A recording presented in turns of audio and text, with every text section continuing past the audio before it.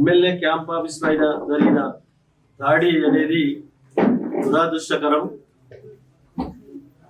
ఇది ఈరోజు ధర్నా చేసిన కాంగ్రెస్ కార్యకర్తలు, కాటా శ్రీనివాస్ గౌడ్ గారి వర్గము, కాటా శ్రీనివాస్ గారు చేసినటువంటి ఒక దుర్మార్గమైన ఆలోచన. ఇది చాలా దుర్మార్గము. ఎమ్మెల్యే క్యాంప్ ఆఫీస్ అంటే ఎమ్మెల్యే ఫ్యామిలీ మెంబర్తో సహా ఉండే ఇల్లు. ఎమ్మెల్యే ఇంటి మీద దాడి చేయడం అనేది దుర్మార్గం. మీరు ధర్నా చేసుకొని దిష్టి బొమ్మలు కానివ్వండి, ప్రజాస్వామ్యంలో ఎవరు చేసే హక్కు వాళ్ళకు ఉంది.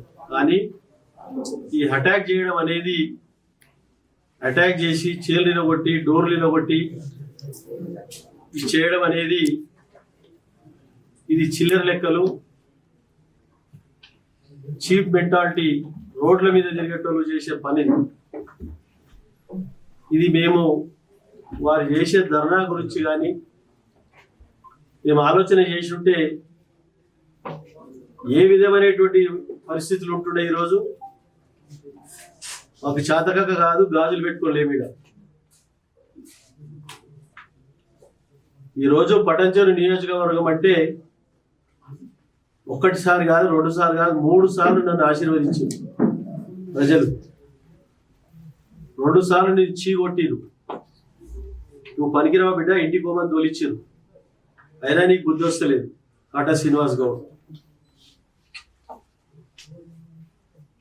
ఈరోజు ఇవన్నీ చేస్తే నువ్వు గొప్పడు అవుతావు అనుకుంటున్నావు, కానీ నువ్వు గొప్పడు కావు, జీవితంలో పనికి రాకుండా పోతావు అని చెప్తా ఉన్నా. 2 సార్లు ఓడిపోయినా మంచి ఆలోచన చెయ్యి. ప్రజాస్వామ్యంలో ఓడడం గెలపడం సాధ్యం. ఓ మంచి ఆలోచన చేయి. ప్రజలకు ఏ విధంగా సర్వీస్ చేయాలి, ఏ విధంగా అభివృద్ధి పరచాలి, ఒక మంచి ప్రణాళిక తీసుకొని ముందుకు పో. కానీ పిచ్చి పిచ్చి ఆలోచనలు, ఈసోటి పిచ్చి పనులు చేయడం అనేది మానుకో. ఒకసారి సర్పంచ్ పది అప్పచెప్తే ట్రెజరీ అంతా మైనస్ కాదు, మిస్యూజ్ చేసిన కేసులో కోర్టుకు తిరుగుతా ఉన్న బిడ్డలు. మామూలు సర్పంచ్ నువ్వు పనికిరావని చీకొడితే పనికిరావని చెప్పి కోర్టులో చుట్టుముడి తిరుగుతా ఉన్నావు. దాన్ని నువ్వు ఈరోజు గవర్నమెంట్ ఉన్నది, 2 సార్లు ఓడిపోయినా నేను ఓడిపోయిన ఎమ్మెల్యేను అని అంటే ఎట్లా? అది కరెక్ట్ కాదు. నువ్వు కానీ నీ ఎంబడున్న మనుషులకు కానీ బుద్ధి చెప్పు, నువ్వు బుద్ధి తెచ్చుకో. పిచ్చి పిచ్చి ఆలోచనలు మానుకో. ఈరోజు నేను చేసే పని ఏంటంటే, రేపు 25th 26 జనవరికి మున్సిపాలిటీల పీరియడ్ అయిపోతుంది. 5 సంవత్సరాల కాలంలో చేసిన వర్కులు కొన్ని ఇనాగ్రేషన్లు ఉన్నాయి, కొన్ని చేయలేవు, కొన్ని నాన్ స్టార్టెడ్ ఉన్నాయి, కొన్ని ఆన్గోయింగ్ ఉన్నాయి, కొన్ని కంప్లీటెడ్ ఉన్నాయి. అవన్నిటికిట ఇనాగ్రేషన్ చేయాలి. అన్ని పార్టీలలో ఉన్నారు, అలా బీజేపీ వాళ్ళు ఉన్నారు, కాంగ్రెస్ వాళ్ళు ఉన్నారు, టీఆర్ఎస్ వాళ్ళు ఉన్నారు, అందరు ఉన్నారు. అది అఫీషియల్ ప్రోగ్రామ్, అది పార్టీ ప్రోగ్రాం కాదు. పార్టీ కార్యకర్తలు ఎంబడేసుకొని తిరగడానికి. నేను 30 సంవత్సరాలు 90 నుంచి రాజకీయాలలో ఉన్నాను, కొత్తగా లేవు రాజకీయాలలో. ఏ ప్రోగ్రాం కవలి విలువలో తెలుసు, మాకు కార్యకర్తలు ఎట్లా కాపాడుకోవాలో తెలుసు.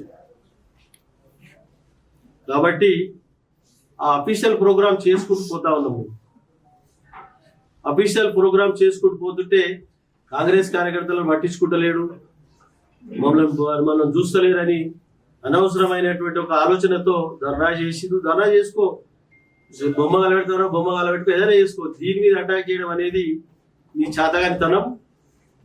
నువ్వు అటాక్ చేస్తా, నేను ధర్నా చేస్తా అంటే మేము ఇట్లా దానికి స్పందించుంటే ఏముంటుండే పరిస్థితి? ఈరోజు ఏముంటుండే పరిస్థితి?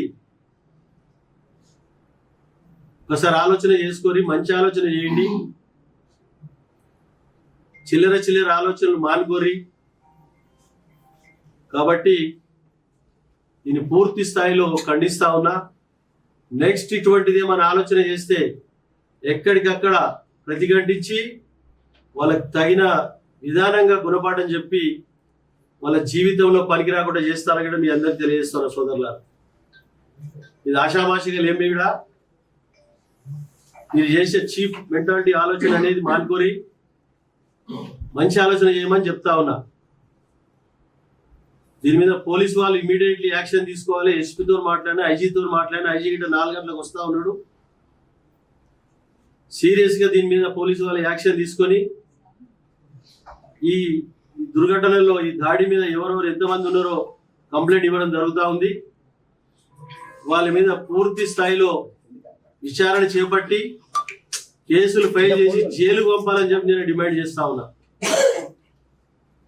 ఎందుకంటే ఇది ఇటువంటి సంఘటన ఎక్కడ ఎప్పుడు జరగలే.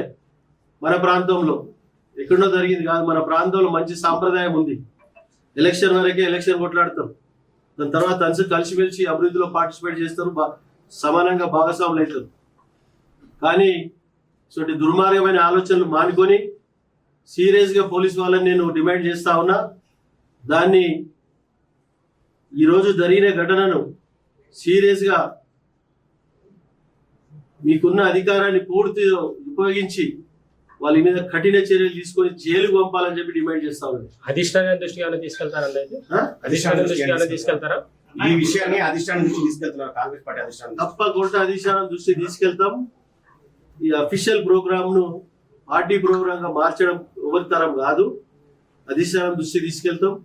తప్పకుండా దాని మీద తగిన చర్యలు తీసుకోవడానికి నేను నా పూర్తి స్థాయిలో అధిష్టానానికి తెలియజేస్తాను.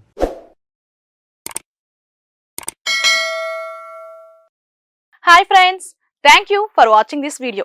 ఈ వీడియో కనుక మీకు నచ్చినట్లయితే దయచేసి లైక్ చేయండి, షేర్ చేయండి. ముఖ్యంగా మా ఛానల్ 24/7 న్యూస్ టీవీని సబ్స్క్రైబ్ చేసుకోండి.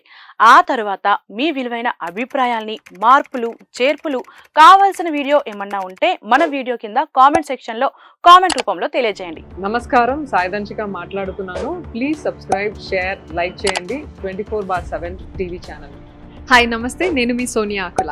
Please subscribe to 24/7 news TV. Hi అండి, అందరికీ నమస్తే. నేను Mankota Prasad. Please do subscribe 24/7 news TV. Political, entertainment and infotainment updates కోసం like, share, subscribe 24/7 news TV. Hi friends, thank you for watching this video. ఈ video కనుక మీకు నచ్చినట్లయితే దయచేసి లైక్ చేయండి, షేర్ చేయండి. ముఖ్యంగా మా ఛానల్ 24/7 న్యూస్ టీవీని సబ్స్క్రైబ్ చేసుకోండి. ఆ తర్వాత మీ విలువైన అభిప్రాయాల్ని, మార్పులు, చేర్పులు, కావాల్సిన వీడియో ఏమన్నా ఉంటే మన వీడియో కింద కామెంట్ సెక్షన్లో కామెంట్ రూపంలో తెలియజేయండి. నమస్కారం, సాయిదంచిక మాట్లాడుతున్నాను. ప్లీజ్ సబ్స్క్రైబ్, షేర్, లైక్ చేయండి 24/7 టీవీ ఛానల్. హాయ్ నమస్తే, నేను మీ Sonia Akula. Please subscribe to 24/7 news TV. Hi అండి, అందరికీ నమస్తే. నేను Mankota Prasad. Please do subscribe 24/7 news TV. Political, entertainment and infotainment updates కోసం like, share, subscribe 24/7 news TV.